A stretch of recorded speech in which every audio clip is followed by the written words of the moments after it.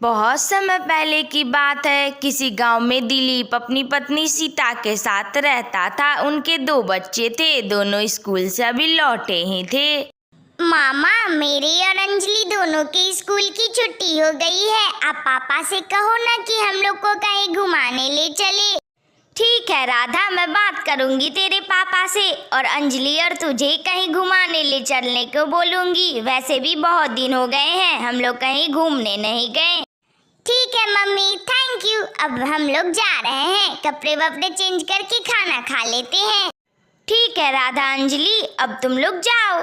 दिलीप, सुनते हो, राधा और अंजलि दोनों के विद्यालय में छुट्टी हो गई है। वह लोग कह रहे थे कि पापा से बोलो कहीं घुमाने ले चले। क्यों ना हम लोग उन्हें कहीं घुमा कर ले आए। वैसे भी हम लोग बहुत दिन से कहीं घूमने नहीं गए।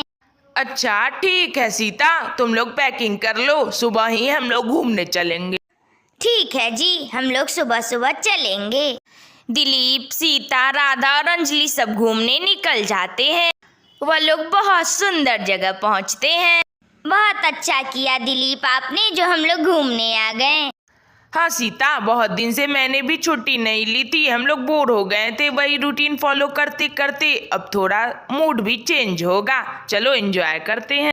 इधर राधा और अंजलि इधर उधर घूमने लगते हैं। तभी उन्हें पेड़ पर एक तोता दिखाई देता है जो उन्हें घूर रहा था। देखो ना अंजलि, कितना अजीब तोता है। किस तरह से हम लोगों को घूर रहा है, मानो खा ही जाएगा। नहीं नहीं राधा, ऐसी बात नहीं है। वैसे हम लोग इस सब पे क्या ध्यान दे रहे हैं। चलो, मम्मी पापा ढूंढ रहे होंगे, हम लोग दूसरी तरफ चलते हैं। फिर वह सब होटल में आके ठहर जाते हैं। पर राधा तो खिड़की पे खड़ी थी, उसे तो नींद ही नहीं आ रही थी। तभी उसके सामने वही तोता आ जाता है जिसे उसने पार्क में देखा था। अरे, ये तो वही तोता है जिसे मैंने पार्क में देखा था। यह किस तरह से मुझे वहाँ घूर रहा था और यहाँ भी घूर रहा है। पर इसे कैसे मालूम चला कि मैं यहाँ ठहरी हूँ, या यहाँ कैसे आ गया। देखते ही देखते वह तोता राधा से भी बड़ा हो गया और उसे बेहोश कर अपने साथ लेकर उड़ गया। वह एक राजमहल में उसे लेकर पहुंचा। लेकिन यह सब देखकर राधा तो बहुत भयभीत थी कि उसके सामने एक भयंकर चुड़ैल आ जाती है। अरे, मुझे छोड़ दो, मुझे जाने दो। ये चुड़ैल कहाँ से आ गई? मुझे यहाँ क्यों लाए हो? मुझे जाने दो। वाह मेरे गुलाम तोते, तुमने तो बहुत अच्छा किया। ऐसे ही करके तुम मेरे पास बहुत सारे मनुष्य को लेकर आओगे, तब मैं तुझे आज़ाद कर दूंगी। नहीं, तब तक तू मेरा गुलाम ही रहेगा। इसकी तो मैं बलि दूंगी और सर्वशक्तिशाली बन जाऊंगी। हाँ हाँ। नहीं नहीं, मुझे मत मारो, मुझे जाने दो। मेरी क्या दुश्मनी है तुमसे, मुझे जाने दो प्लीज। नहीं नहीं, तुझे मैं कैसे जाने दे सकती हूँ, तू तो मेरे शिकार है। चुड़ैल महारानी, मुझे कब जाने दोगी तुम? जब तक मैं शक्तिशाली नहीं बन जाती तब तक तू मेरा गुलाम रहेगा। चल अब भाग यहाँ से, गेट पर जाकर रखवाली कर, मैं अपना काम करती हूँ यहाँ।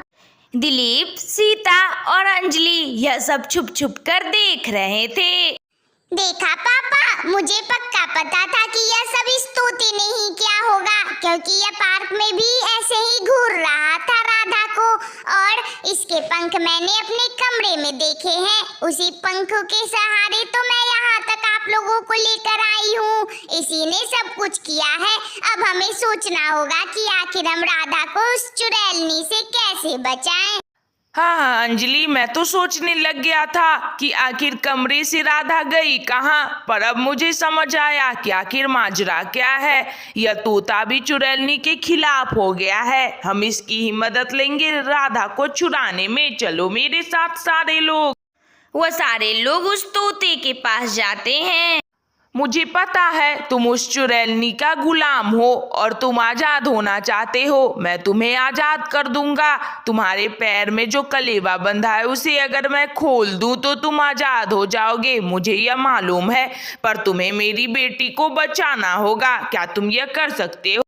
ठीक है, मैं जाकर उसे लेकर आता हूँ। फिर तुम मुझे भी आजाद कर देना, तो मैं तुम्हें अपनी सच्चाई बताऊंगा। तोता राधा को लेकर वहाँ से उड़ जाता है। अरे तुमने मेरे साथ धोखा किया। कहाँ ले जा रहे हो मेरे शिकार को? लाओ वापस, मुझे आज उसकी बलि देनी है और सर्वशक्तिशाली बनना है। तुम मेरे साथ ऐसा नहीं कर सकते, मुझे धोखा नहीं दे सकते। लाओ जल्दी से मेरा शिकार। वह तोता राधा को लेकर दिलीप और सीता के पास पहुंच जाता है जंगल में। ओ मेरी बच्ची, ठीक है ना मेरी बच्ची, आजा। जैसे ही दिलीप तोते को आजाद करता है वह एक व्यक्ति में बदल जाता है। हाँ भाई, मैं भी तुम्हारी तरह एक आम सा व्यक्ति हूँ। उस चुड़ैलनी ने मुझे गुलाम बना लिया था और मुझे श्रापित भी कर दिया था। अब मैं आजाद हो गया हूँ। उसने ही मुझे तुम्हारी बेटी को लाने को कहा था, वरना मैं कभी ऐसा नहीं करता। तुमने मुझे आजाद कर दिया। अंत भला तो सब भला। अब सब ठीक हो गया है ना? चलो हम लोग यहाँ से दूर चलते हैं, कहीं फिर से वो चुड़ैल यहाँ तक ना आ जाए। तो बच्चों, तुम्हें कैसी लगी यह वीडियो? अगर अच्छी लगी हो तो लाइक करो, शेयर करो, कमेंट करो और हाँ, सब्सक्राइब भी कर लेना। कार्टून वाली दीदी तुम्हें रोज नई नई कहानी सुनाया करेगी। Thank you. अपना बहुत सारा ख्याल रखना। फिर मिलेंगे।